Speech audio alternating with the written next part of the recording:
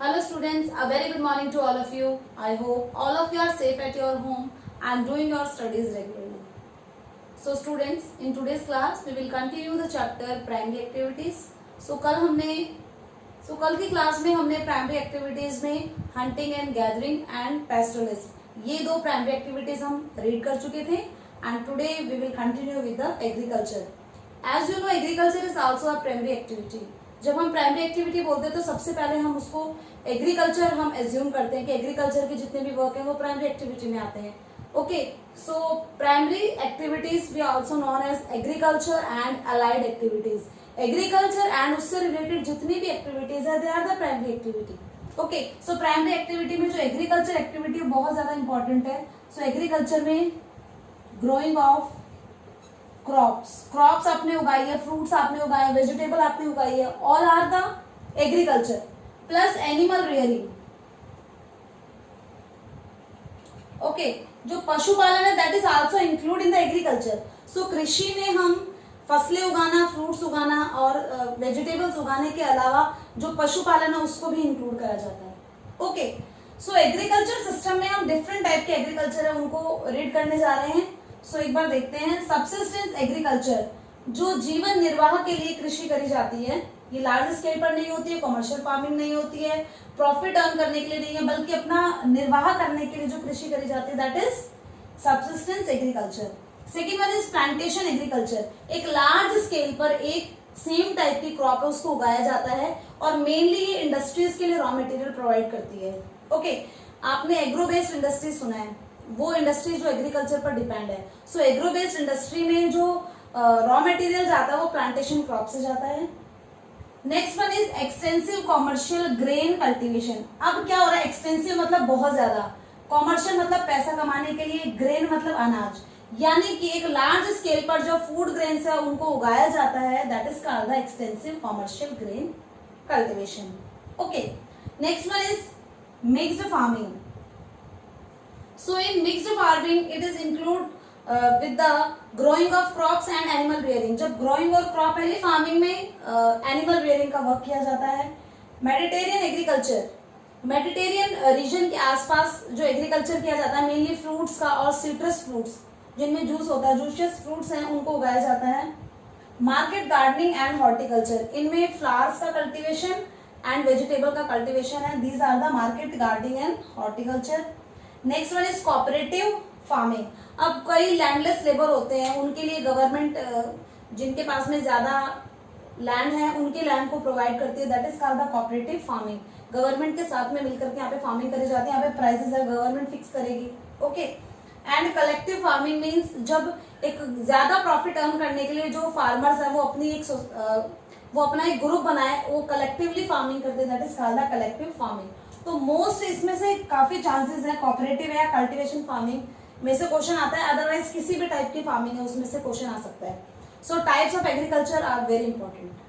Okay, continue with the subsistence farming. हमने यहाँ पर सबसिस्टेंस एग्रीकल्चर है, हम पार्ट फर्स्ट पढ़ रहे हैं एग्रीकल्चर का. सबसिस्टेंस में टू टाइप का एग्रीकल्चर होता है, एक होता है प्रिमिटिव एंड एक होता है इंटेंसिव. ओके, प्रिमिटिव में मतलब पुराने तरीके से जहां पर कृषि करी जाती है. ओके, फॉरेस्ट एरिया में एक पीस ऑफ लैंड है उसको सिलेक्ट करा जाता है, फॉरेस्ट को कट किया जाता है, फिर उसके बाद में बर्न करा जाता है बुशेस को.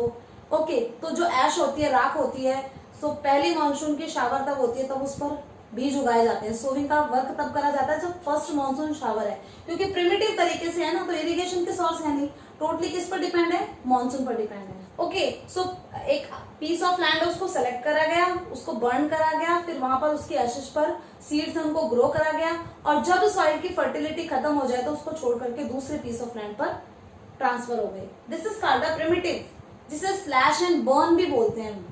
ठीक है, स्लैश एंड बर्न बोलते हैं. डिफरेंट कंट्री में इसको डिफरेंट नेम से जाना जाता है. जैसे अगर हम इंडिया के north eastern states Meghalaya, Manipur, Mizoram, Nagaland, okay, यहाँ पर इसे झूमिंग कहा जाता है. So north eastern states of India, we are talking about the India के नॉर्थ ईस्टर्न स्टेट्स में इसे झूमिंग कहते हैं. सेंट्रल अमेरिका एंड मैक्सिको में इसे मिल्पा कहते हैं एंड इंडोनेशिया एंड मलेशिया में इसे लदाम कहते हैं.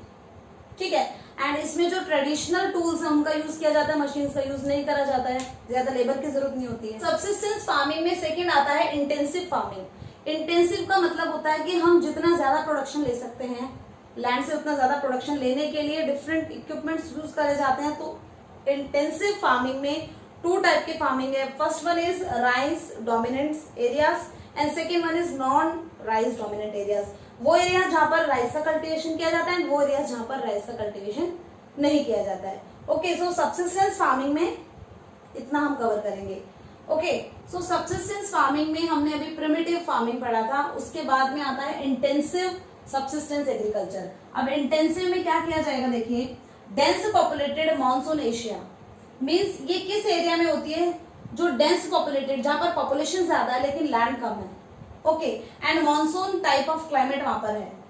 सो राइस डोमिनेंट एरिया है ये, यहाँ पर जो मॉनसून टाइप ऑफ क्लाइमेट है वो राइस डोमिनेंट है, मतलब राइस का कल्टीवेशन किया जाता है। स्मॉल लैंड होल्डिंग है, लेबर इंटेंसिव है, लेबर आपको बहुत ज्यादा मिल जाएंगे, एंड लैंड होल्डिंग है वो कम है। Yield per unit area is high, और पर यूनिट एरिया मतलब एक खेत से जो प्रोडक्शन होता है, यील्ड होती है, वो ज्यादा है काफी। ओके, क्योंकि यहाँ का जो क्लाइमेट है that is monsoon type of climate, मतलब टाइम टू टाइम रेनफॉल होती रहती है। सो यहाँ पर राइस के कल्टीवेशन के लिए more than 200 centimetre annual rainfall की जरूरत होती है। सो यहाँ पर मॉनसून टाइप ऑफ क्लाइमेट है, सो यहाँ पर राइस का कल्टीवेशन किया जाता है। Dominated by crops other than rice, तो ये तो हमने बात करी कि इंटेंसिव सब्सिस्टेंस फार्मिंग उन एरियाज में होती है जो राइस डोमिनेंट है, मॉनसून टाइप ऑफ क्लाइमेट है, एशियन कंट्रीज में ऐसे टाइप की क्लाइमेट मिलती है, स्मॉल लैंड होल्डिंग होती है, लेबर इंटेंसिव है ये। ओके, एंड जो यील्ड है पर यूनिट वो ज्यादा है। अब उसके बाद में dominated by crops other than rice, कुछ एरिया ऐसे भी है जिसमें राइस का कल्टीवेशन नहीं किया जाता है। यहाँ पर इरिगेशन को यूज किया जाता है क्योंकि यहाँ पर ज्यादा रेनफॉल नहीं होती है।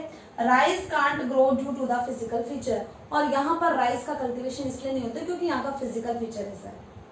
Okay, so this is about the subsistence agriculture. Subsistence में हमने दो पढ़े, एक प्रिमिटिव और एक intensive. Okay, second one is plantation. So plantation में मैंने आपको बताया था एक लार्ज एरिया पर सेम एक सिंगल क्रॉप है, जब उसको ग्रो किया जाता है that is called the plantation agriculture. ये इंट्रोड्यूस की थी यूरोपियंस ने, जो यूरोपियन कंट्रीज थी उन्होंने अपनी कॉलोनीज बनाई थी डिफरेंट कंट्रीज में, अफ्रीकन एंड एशियन कंट्रीज में। सो ट्रॉपिकल रीजन के पास में जो कंट्रीज थी, यानी इक्वेटर के पास में जो कंट्रीज को इन्होंने कॉलोनी बनाया था, वहां पर इन्होंने प्लांटेशन का वर्क है वो स्टार्ट करा था, क्योंकि जो ग्रोथ होती है प्लांट्स की वो अच्छी होती है वहां पर। लार्ज स्केल प्रोडक्शन सिस्टम, मतलब यहाँ पर जो प्रोडक्शन होता है वो लार्ज स्केल पर होता है, जो बहुत ज्यादा मशीन्स है वो यूज की जाती है। सिंगल क्रॉप है, एक लार्ज एरिया पर उगाई जाती है, चीप लेबर की जरूरत होती है। अगर हम टी गार्डन की बात करें that is the plantation crop, तो उसके लिए भी लेबर्स की जरूरत पड़ेगी। And scientific means of method of agriculture use किए जाते हैं। साइंटिफिक मेथड मतलब जो सीड्स हैं उनमें वैरायटी देखने को मिलेंगी। ओके, फर्टिलाइजर और डिफरेंट टाइप के यूज किए जाएंगे। एंड यहाँ पर गुड ट्रांसपोर्टेशन सिस्टम होना चाहिए, क्योंकि मैंने पहले भी बताया था कि जो प्लांटेशन क्रॉप है उसमें ऐसी क्रॉप्स होती है जो इंडस्ट्रीज में जाती है, इसके लिए रॉ मटेरियल प्रोवाइड करती है, अदर देन ये मार्केट में भी जाती है, तो उसमें ट्रांसफर करने के लिए ट्रांसपोर्ट सिस्टम, एक अच्छा ट्रांसपोर्ट नेटवर्क है वो बहुत ज्यादा जरूरी है। ओके, सो प्लांटेशन क्रॉप है, उसको हमने बताया कि जो कॉलोनीज थे, यूरोपियन कंट्रीज थे, उन्होंने अपने ट्रॉपिकल रीजन में कॉलोनीज बनाई थी, वहां पर उन्होंने प्लांटेशन का वर्क स्टार्ट करा था। सो हमारे एनसीईआरटी बुक में कुछ जो कंट्रीज हैं एंड उनकी कॉलोनीज एंड जो क्रॉप्स उन्होंने उगाई थी वो दिया हुआ है, तो हम एक चार्ट की हेल्प से उसको रीड कर देते हैं। जो फ्रेंच थे, यानी कि जो फ्रांस से आए थे जो फ्रेंच, उन्होंने अपनी कॉलोनी वेस्टर्न अफ्रीका में बनाई, और वहां पर उन्होंने कॉफी एंड कोका, जो चॉकलेट बनाने के लिए यूज किया जाता है, उसका प्रोडक्शन वहां पर उन्होंने किया। तो ये प्लांटेशन क्रॉप्स थी, ठीक है। सो ये ट्रॉपिकल कंट्रीज हैं। ओके, एंड ये वो कंट्रीज है जिन्होंने अपनी कॉलोनी बनाया था इन कंट्रीज को। ब्रिटिशर्स ने इंडिया को अपनी कॉलोनी बनाया था, श्रीलंका को, मलेशिया को, और यहाँ पर उन्होंने टी, रबर, शुगर केन, बनाना, ये जो प्लांटेशन क्रॉप है वो ग्रो करवाई थी। नेक्स्ट अमेरिकन एंड जो स्पेन से लोग आए थे, स्पेनिश, उन्होंने फिलीपींस में कोकोनट एंड शुगर केन का प्लांटेशन स्टार्ट करा, जबकि जो डचेस थे उन्होंने इंडोनेशिया में शुगर केन का प्लांटेशन वर्क स्टार्ट कराया। So these are the plantation crop. Okay, so अभी हमने एग्रीकल्चर के टू पार्ट्स कवर करे हैं। एक है सब्सिस्टेंस फार्मिंग। सब्सिस्टेंस फार्मिंग में टू टाइप की फार्मिंग हमने पढ़ी है। एक सब्सिस्टेंस फार्मिंग में पढ़ी है प्रिमिटिव, ओके, एंड एक हमने पढ़ी है इंटेंसिव। तो दोनों में डिफरेंस क्या है? प्रिमिटिव ओल्ड टूल्स यूज किए जाते हैं, traditional tools, family member as a labour work करते हैं, एंड ये स्लैश एंड बर्न भी से कहा जाता है। सेंट्रल अमेरिका में एंड मेक्सिको में इसको मिल्पा कहा जाता है, नॉर्थ ईस्टर्न स्टेट्स में इसको जूमिंग कहा जाता है, okay, and Malaysia and Indonesia में इसे लदान कहा जाता है। सो प्रिमिटिव सबसिस्टेंस फार्मिंग में स्मॉल लैंड होते हैं, पीस ऑफ लैंड उसको सिलेक्ट करा जाता है, फॉरेस्ट को क्लियर करा जाता है, उसके बाद में वहां पर एग्रीकल्चर करी जाती है एशेस पे, ओके। सो इसे स्लैश एंड बर्न भी कहते हैं हम। सेकेंड हमने पढ़ी थी इंटेंसिव। इंटेंसिव फार्मिंग में जो राइस डोमिनेटिंग एरियाज हैं और कुछ नॉन राइस डोमिनेटिंग एरियाज है। सो जहां पर मानसून टाइप ऑफ क्लाइमेट है वहां पर राइस का कल्टीवेशन किया जाता है, जबकि कुछ एरियाज ऐसे हैं जहां पर फूड ग्रेन्स तो उगाया जाएगा बट वो राइस नहीं होगा, उसके अलावा कुछ भी उगा सकते हैं ड्यू टू फिजिकल फीचर या इरिगेशन पर डिपेंड रहना पड़ता है, इसलिए that's why intensive. So intensive farming में प्रिमिटिव फार्मिंग से ज्यादा प्रोडक्शन होता है, ओके। जो स्मॉल लैंड होल्डिंग होती है पर यील्ड पर यूनिट है वो ज्यादा होती है, ओके। सेकेंड हमने रीड करा है अभी plantation.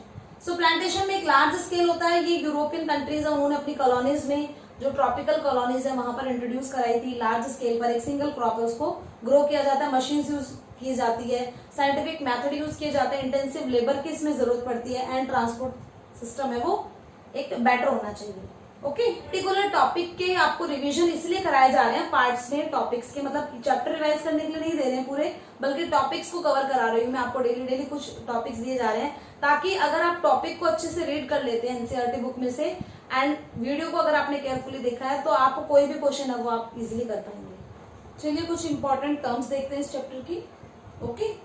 So in this chapter the term is used as red collar workers. Red collar workers है वो टर्म्स है वो किन के लिए यूज हुई है? जो लोग एग्रीकल्चर वर्क करते हैं, प्राइमरी एक्टिविटीज करते हैं, उनको हम रेड कॉलर वर्कर कहते हैं, because the activity they performed is related to the outside from home, okay. Field work होता है, घर से बाहर जाकर के काम होता है, इसलिए इन वर्कर्स को हम रेड कॉलर वर्कर्स कहते हैं, एंड जो प्राइमरी एक्टिविटीज होती है उनको रेड कॉलर एक्टिविटीज कहते हैं, okay. Next, truck farming. What is the term mean truck farming? Truck farming means जहां पर वेजिटेबल का प्रोडक्शन किया जाता है वहां पर जो वेजिटेबल है उनको ट्रक के थ्रू नाइट में और अर्बन सेंटर्स में जो मार्केट होते हैं वहां तक, अर्बन सेंटर से मार्केट तक पहुंचाया जाता है जल्दी से जल्दी ट्रक के थ्रू। इसलिए वेजिटेबल का जहां पर ग्रो होती है वेजिटेबल उसको मार्केट तक पहुंचाने के लिए ट्रक का यूज किया जाता है, इसलिए इन्हें नाम दिया गया है ट्रक फार्मिंग, ओके। एंड ये अर्बन सेंटर्स के पास में होती है truck farming. Next one is earliest primary activities. So हमने अभी पढ़ा था कि प्राइमरी एक्टिविटीज है उनमें सबसे अर्लीस्ट प्राइमरी एक्टिविटी कौन सी है? That is hunting and gathering, okay. जो प्रिमिटिव मैन था वो कौन सी economic activity they perform? That is hunting and gathering. Nomadic herding, rearing of animals, okay. They move from one place to another in the search of food and water, and they totally depend on their cattle for their food transport, okay.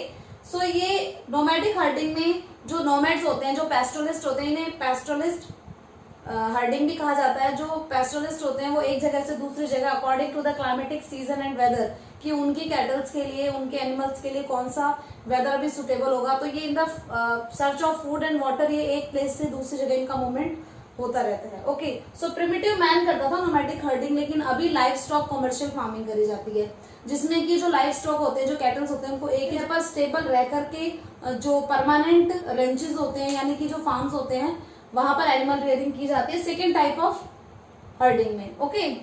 Next, gathering.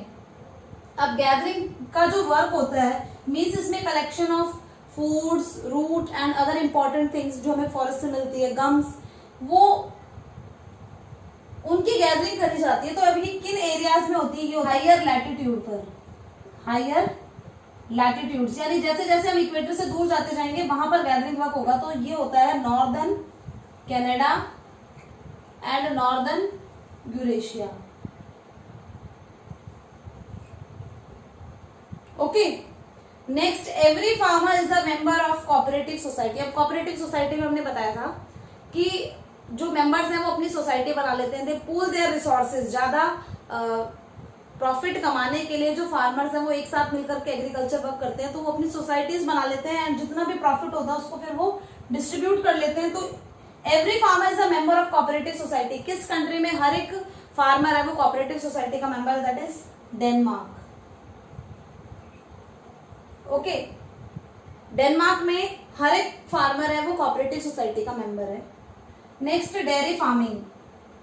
Dairy farming is a kind of farming where the rearing of animals की rearing की जाती है, एक large scale पर animals को रखा जाता है, मशीन्स का यूज किया जाता है, प्रॉपर उनको हेल्थ फैसिलिटीज दी जाती है। ओके, पर जो वर्कर्स हैं वो बहुत ज्यादा एक्सपर्टाइज होते हैं अपने वर्क में। Okay, two types of mining. Mining is also primary activity. So two type of mining में एक first one is surface mining and second one is underground mining. कुछ मिनरल्स ऐसे होते हैं, कुछ मेटल्स ऐसे होते हैं जो बिलो द ग्राउंड में हमें मिलते हैं। सो ये जो अंडरग्राउंड माइनिंग है ये बहुत ज्यादा रिस्की होती है, जबकि जो सरफेस माइनिंग है वो इजी प्रोसेस है। ओके, एंड ज्यादा एक्सपेंसिव भी नहीं होती है। लेकिन सरफेस माइनिंग पर हम डिपेंड इसलिए नहीं रह सकते क्योंकि कुछ मिनरल्स ऐसे भी हैं जो अंडर द सरफेस मिलते हैं। Okay, next, plantation crops. Plantation को सिंगल क्रॉप ग्रोइंग फार्मिंग भी कहा जाता है। इसमें एक ही टाइप की जो क्रॉप्स है उसको उगाया जाता है। सबसे पहले यूरोपियन कंट्रीज हैं उन्होंने अपने कॉलोनीज है वहां पर प्लांटेशन वर्क स्टार्ट कराया था। ओके, सो प्लांटेशन क्रॉप में एक लार्ज स्केल पर, एक लार्ज एरिया में एक ही टाइप की सिंगल क्रॉप है उसको उगाया जाता है। ओके, ज्यादा प्रॉफिट लेने के लिए, मार्केट में सेल करने के लिए, इंडस्ट्रीज में भेजने के लिए, जैसे कि tea, coffee, rubber, banana, all these are plantation crop. Next is growing of flower, इसको बोलते हैं floriculture. Okay, growing of flower को क्या कहा जाता है? Floriculture. Next, Mediterranean agriculture. Mediterranean agriculture में किस टाइप के क्रॉप है उनको उगाया जाता है? दैट इज फ्रूट्स हैं इसमें, और mainly citrus fruits. Okay, citrus fruits में ऑरेंज, ग्रेप्स, ऑलिव, फिग, ये कुछ वैल्यूएबल इंपॉर्टेंट फ्रूट्स है जो यहाँ पर मेडिटेरियन टाइप ऑफ क्लाइमेट है वहां पर ग्रो किए जाते हैं। ओके, एंड नॉर्दर्न अमेरिका में इन फ्रूट्स की काफी डिमांड होती है विंटर सीजन में। Next one is market gardening. Market gardening is related to the growing of fruits and vegetable. Market gardening जो फार्मिंग है उसमें फ्रूट्स एंड वेजिटेबल ग्रोइंग पर कंसंट्रेशन होता है, that is called the marketing gardening type of farming. So एक it's a time of agriculture, ये एक agriculture का ही टाइप है। Okay okay students, it's all about today's class. आज जितना भी हमने क्लास में रिवाइज करा है, पहले आप वीडियो को अच्छे से देखेंगे and then you will give the test. Okay, so best of luck for your test and have a nice day. Thank you.